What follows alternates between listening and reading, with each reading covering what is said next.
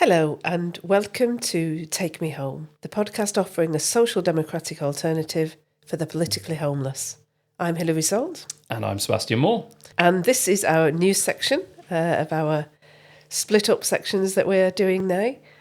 And we have two items from the news to talk about. Sebastian, do you want to go first? Yeah, so we were very keen today not to talk about Ukraine, Trump, and the world sort of global agenda because it's getting a lot of coverage. It is. And whilst it really is important, also a big part of this podcast is talking about local things and things that affect us here and now.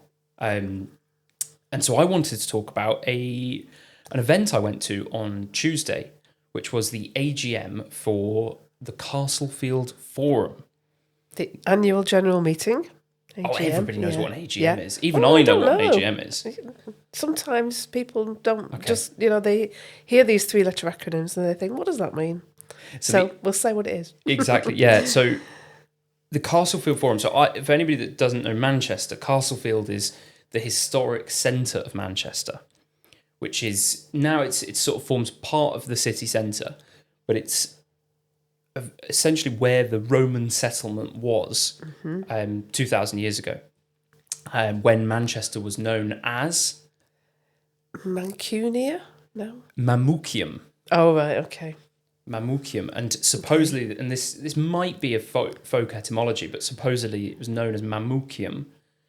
Mam comes from like where we get the word mammary gland and so on. It's like a breast. Yes. Because the hill where the fort was located looked like a breast-shaped hill. Right, okay, So there you go. that's why we get Manchester. Eventually in the Middle Ages it turned from mam to man. Okay. That's where we get Manchester.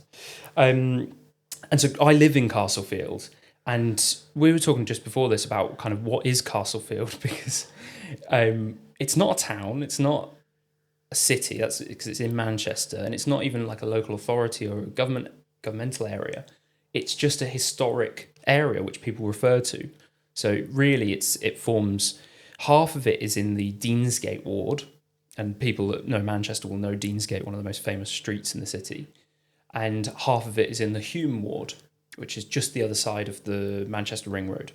And perhaps rather less salubrious than the Deansgate ward. Yes, and there is, I think this happens a lot in Manchester and anywhere really, but there a lot of the time is people that live in Hume will say they live in Castlefield. Yes. And it happened in Moss Side, where they were chopping extra bits off places like Rusholme and Whalley Range around to say, no, that's not Moss Side, because they thought it would be better for house prices and so on.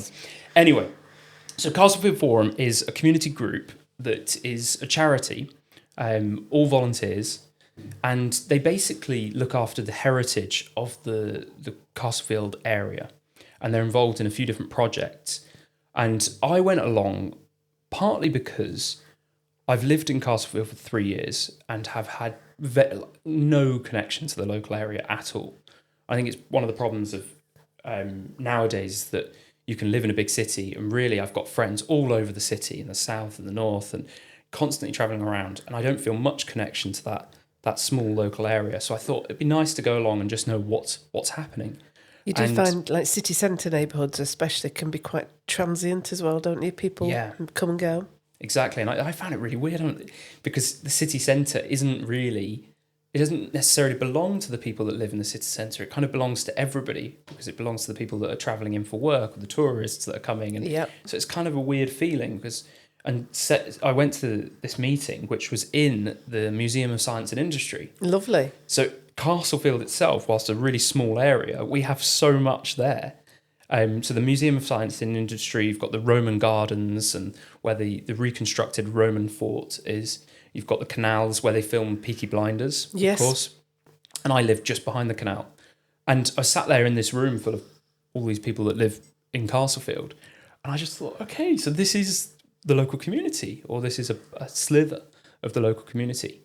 Now, the format of the meeting, we listened to a couple of local councillors, we listened to some talks from the people from the museum, the plans they have to reopen certain entrances. So for anybody that knows the local area, the museum has entrances on Liverpool Street and Water Street that have been closed for a long time, and they've had work going on, and they're hoping to reopen those, as well as there's an amazing viaduct where you'll know this from when you travel in on the tram from where you live.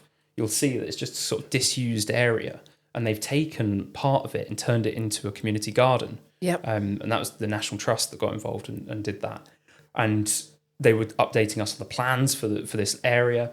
And so it was really interesting to actually have an insight into what's going on where I live. Now, I think a lot of other people will have a parish council. So, sorry, it's okay. So, the majority of the country, in terms of land mass, is served by a parish council, because parish councils are typical for rural areas. However, the majority of the population, because the majority of people live in towns and cities, do not have a parish council. So, for us in Manchester, there's none at all really in Greater Manchester. And so I think I see this Castlefield Forum almost acting in place of the parish council in some ways, because they're planting trees and they're looking after the gardens. They've installed some lights by the Roman fort to light it up at night. So they're doing a lot of things that the parish council would have done. So hyper-local, you might say. Exactly. Yeah. So parish councils generally will look after the things that the local authority kind of want to kind of shift to them, bus stops and flower beds and all of that stuff. Now, the problem with doing it like this, or with having a community group, is most people don't know of them. I only know of this group because when when my housemate and I moved into where we live now 3 years ago, we knocked on all of the doors in our building, and you got some very shocked faces saying, "What are you doing here? What's this for?" Like, just wanted to introduce ourselves and say hello. And one of the people we spoke to actually is on the board of trustees for the Castlefield Forum. So it was a really organic way of finding out about them. But my fear is that these things are few and far between, and most people don't know what's going on. And so it doesn't enable the people that live locally to actually get involved in these groups. And there's not a notice board. I know that sounds very old-fashioned, but certainly in my park, the way we communicate with the community is through the notice board. I've not seen a notice board, no. Okay. Maybe you put that on the agenda for the next meeting. Where would a notice board go? I don't know. You'd have to put it up in a way, in somewhere where you could, put it like a glass cover on it, so that, obviously with the Manchester weather, your notices survive. But I think it's worth thinking about. So there were a couple of interesting things that happened at the meeting that I thought would be interesting to talk to you about. One of the talks was given by the site manager of this development where they're renovating a mill and turning it into apartments. And he was interrogated a little bit afterwards about, how much of this will be social housing, how much of it will be affordable, etc. And he said to everybody, all of this will be for rent. So one of the problems with that is that you get 190 new apartments and 190 families or individuals coming and moving in and living transiently in a similar way to how I feel. I don't feel a strong connection to the area. And I think we see that in Manchester. A lot of these buildings going up for people that have come from outside, students that are renting the accommodation, and it adds to this transient feel within the neighbourhoods. And they're often sold as kind of buy-to-let properties, aren't they? Exactly, yeah. So I thought that was interesting. The second takeaway was that one of the biggest contentious issues was graffiti. So everybody was very upset about the graffiti. And I was struck by this feeling that we are living in parallel worlds, because they're talking about these people that are graffitiing on the bridges and stuff. And I've seen it a lot where you get groups of young boys, usually teenagers, cycling around on their bikes, sort of intimidating people, and they'll often wear like balaclavas and stuff. Yeah. It's really weird, and it's especially weird seeing in a place like Castlefield. So you get this contrast between it's a fairly wealthy neighbourhood. I'm not wealthy, but the people that live there are. You aspire to be, Sebastian. I suppose so. And you get this contrast between the people that are at this meeting that know about these things, that have the time and the ability to kind of sit on boards of trustees talking about the issues like graffiti, and it just feels very out of touch, like they don't understand necessarily why that's happening. And I don't really have an answer for this, but I was just struck when I was walking back home afterwards about the disconnect from the various players, the various people that are involved. Yeah, and we've talked before, haven't we, about this idea that we should have a kind of zero tolerance approach to things like graffiti. And we talked about the broken windows thesis, didn't Wayne Dixon talk to us about that? Yeah. Where if you let one window be broken, they're all broken. And I do think there's some rationale for talking about graffiti on the basis that if you tackle those small things, the bigger things, start to fall into place a bit more. Yeah. I was on the tram yesterday and did my usual shouting at a young girl for putting her feet on the seats. And she was with a whole group of friends. And so they all put their feet on the seats to show me that I wasn't allowed to tell them off. So I told them all off. And I do think sometimes you've just got to do that. I just have this image of you going around Manchester just saying, get your feet off the seats, sit up straight. I do. I don't say sit up straight, to be fair, because I probably don't sit up straight either. But, yeah. So the council were represented by a councillor from Deansgate Ward and a councillor from the Hume Ward. And they were explaining why the graffiti is an issue and how they've struggled to deal with it and why it's problematic is because they have to go through different processes of when they see graffiti and when it's reported. Yeah. Often it's on a building, they have to go and, especially if it's on a listed building, there's a huge problem with that. And someone made the point, they said, do you know what we should do is, because we get a lot of people filming in Castlefield because it's a picturesque area and like Peaky Blinders and other productions. And he said, when they come, they clean it up because they want it to look nice for the film, for the series. He said, we just need more people making films in Castlefield because whenever they come, it's immediately the graffiti's gone. So it shows that it is possible. It's the will. Often it's the will. I do wonder whether a production company really thinks about the requirements on a listed building before it removes the graffiti, though. Probably not. So my final point then is a bit of a suggestion, and it's a little bit out there, but certainly for the purposes of this group, they've defined the boundaries of Castlefield. And they were sort of talking about certain places, and I'd never really thought, oh, that place is part of Castlefield, and it's really like hyper-local geography. So that and I'm a bit of a geography nerd, as you know. So they're mentioning streets and whether the one corner of one street intersects with another. I'm like, oh yeah, I know that. Wow, that's great. And whilst I was walking home, I was really aware of where I was and where exactly I was within Castlefield. Because what's strange is when you're talking about an area and then you sort of leave the room you're in and you realise, oh, I'm in the area, aren't I? And I was sort of looking at the community, the place in a completely different way. And I thought, what we need to define where places are.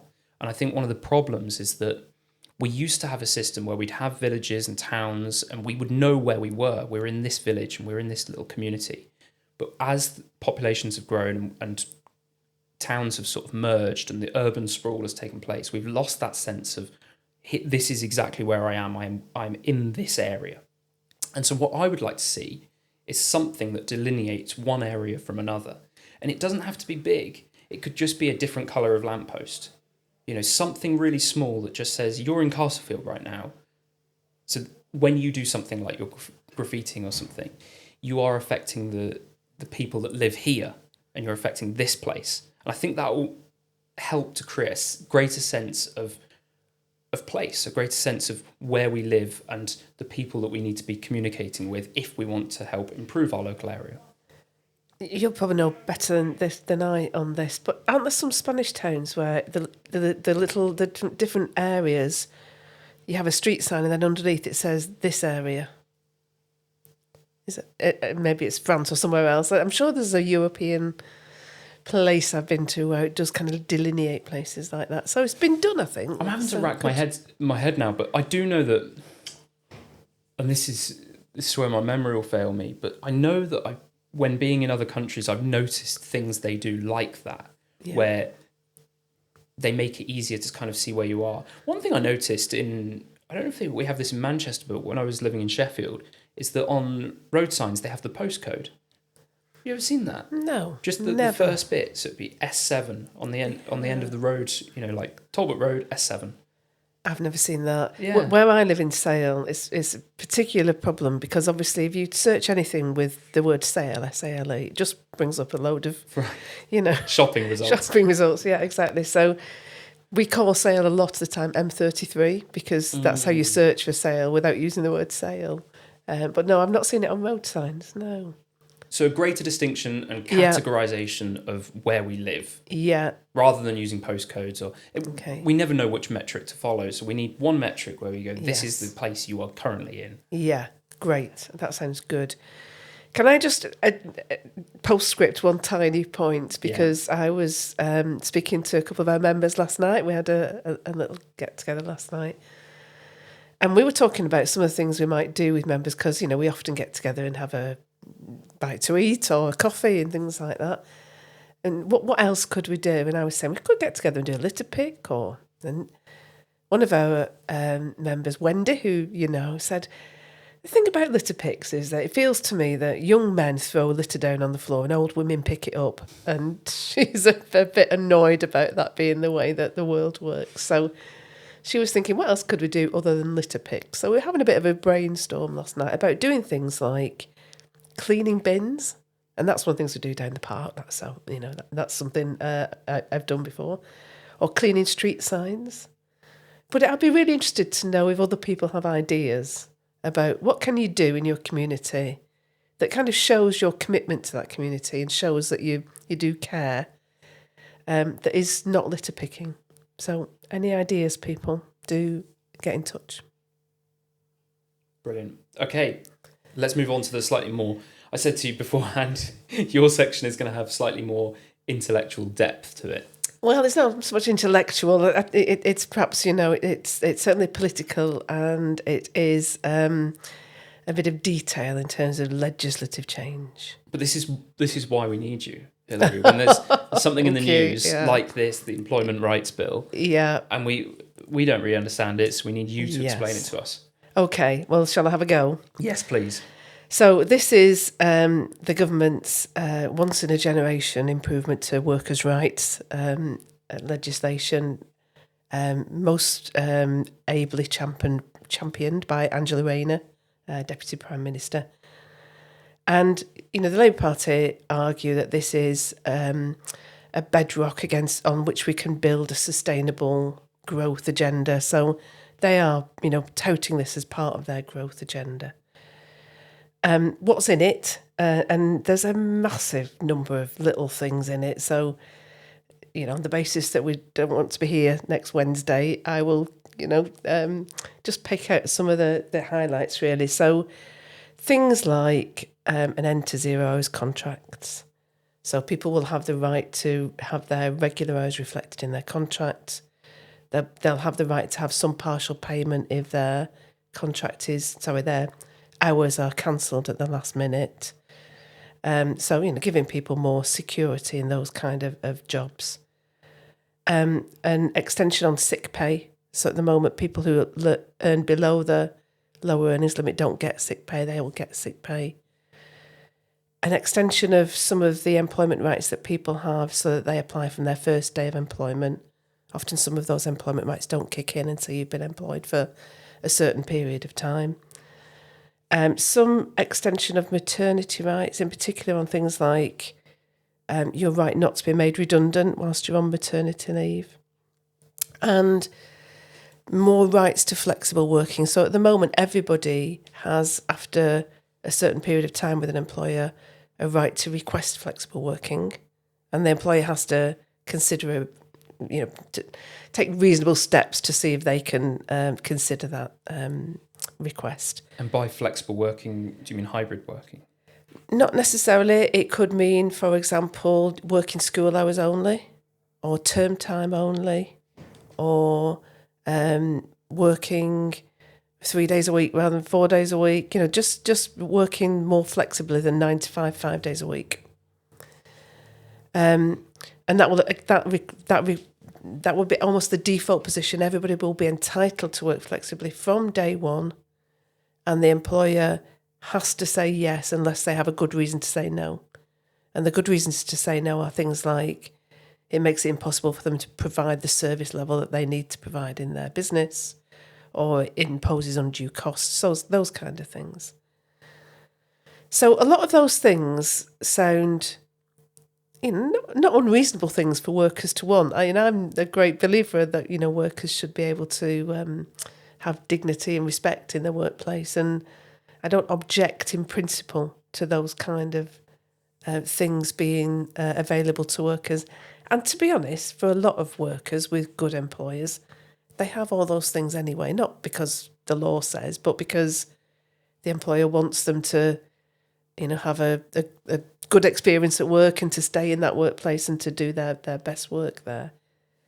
At the same time, there are some very bad employers who don't provide any of that, and there's always a bit of a question mark as to whether illegal changes will make those employers change. One of the difficulties in the UK is that we have a lot of employment legislation, but we have almost no enforcement of that legislation.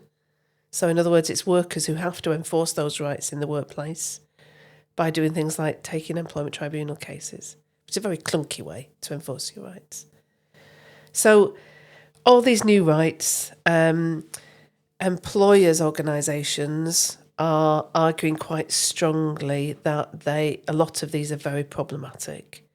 So if we take the 0 hours contracts one, if you look at industries like retail or hospitality, they would argue quite strongly that there are times when things are very busy, there are times when things are not busy, and we need flexibility to be able to call people in if we are busy, perhaps unexpectedly, or we don't need people in that day when we perhaps thought we would do. So the 0 hours contract work will, I think, without a doubt, increase costs for those kind of employers. And I think the problem with a lot of this legislation is that if you put it into legislation, you have to write the regulations, and they have to be very unambiguous. And you can't be very unambiguous, can you? They have to be unambiguous and clear, and following a very clear detail of this is what's required, when is it required, by whom is it required, and you have to write all that down in black and white.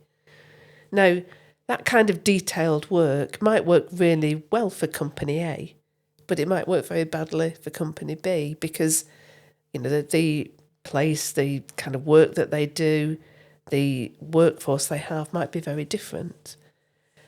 And I think there's always a problem with improving workers' rights by changing the legislation in a way where the government gives you that right.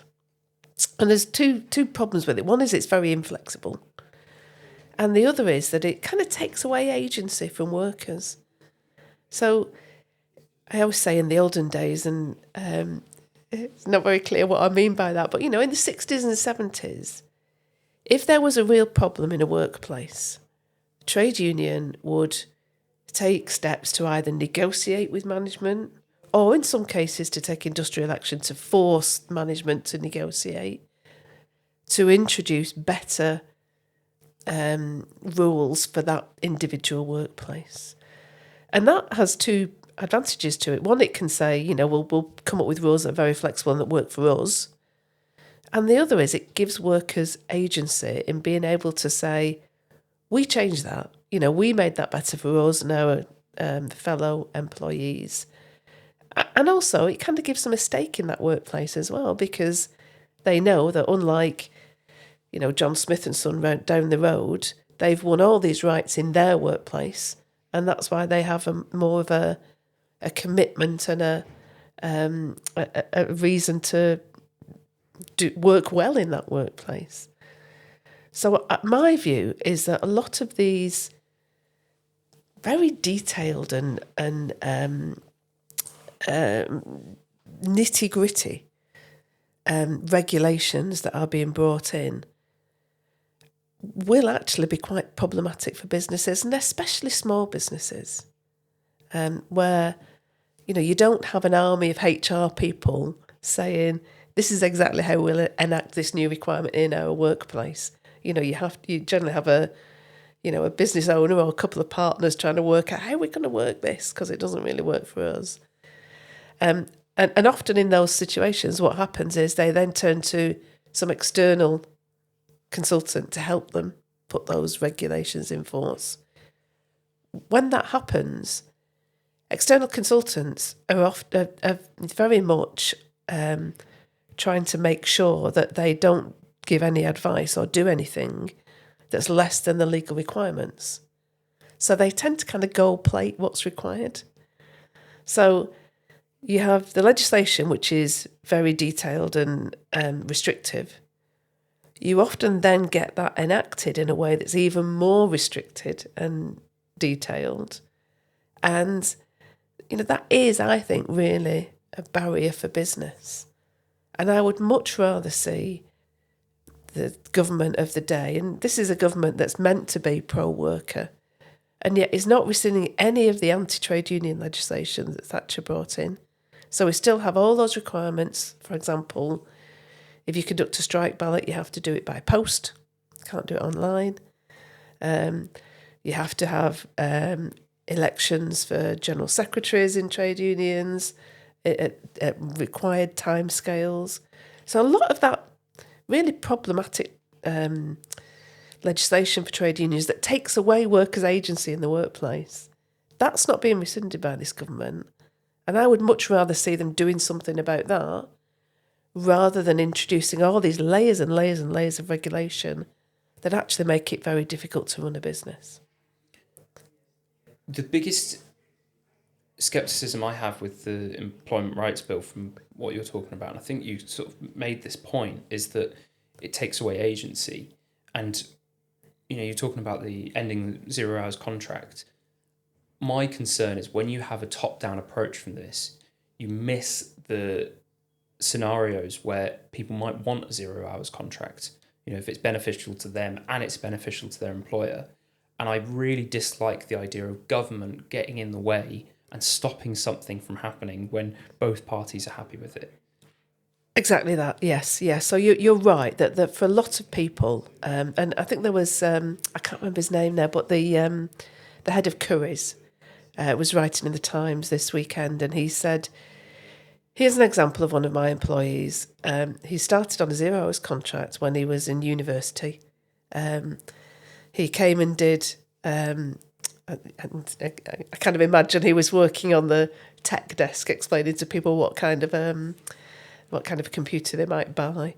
So he came in on a 0 hours contract. He worked throughout the time that he was at university, working very flexibly. Some weeks he didn't work at all because he had exams to do, or he had, other interests that people form in universities. Other weeks he did quite a lot of work. And then when he left university, he actually carried on working for them, and he's now a manager in the store. And, those are the kind of career paths that can often start with a 0 hours contract that, as you say, works really well for the employee and the employer. Or an apprenticeship. Well, yeah, again, on a different thing, but exactly. I mean, I'm a great believer and a great supporter of apprenticeships, and that kind of that contract between an employer, stepping up to the plate and offering the training, and an employee who really wants to, further their career, I think can be a really creative relationship. And it's something that would have happened in the past where people started off, they came out of school, they started off with a company and they worked their way up. And I know it's something that my generation sort of looks back on with rose-tinted glasses, because we think, oh, I'd love that, where I could really work my way up through a company. I think that's something we've really lost nowadays, is this idea of career progression within one company. And it's the root of a lot of our problems, certainly when you look at things like nuclear energy and engineering, manufacturing, is the fact that you have professional managers that get moved from one company to another, and there's not the sense that the person that's in that position has worked their way up from the bottom. and we're stopping people from being able to do that, I think, and that's something we have to get back to. I agree, yeah. I was in the loft at my dad's house the other weekend and I found his apprenticeship papers. So my dad did an apprenticeship with a local company in Bolton called Seddons, a kind of family-owned business. And it was really interesting to see that his apprenticeship had been signed off by one of the Seddons, so one of the owners of the business. And as you say, it'd be great to bring some of those back. We've kind of drifted away from the Employment Rights Act, but that would be good. So hope you enjoyed our news section this week. If you have any ideas for things we can do in our communities, do drop us an email. We'll put our email addresses in the show notes. And if you disagreed with us or you have views on any of the things we've talked about, do get in touch as well.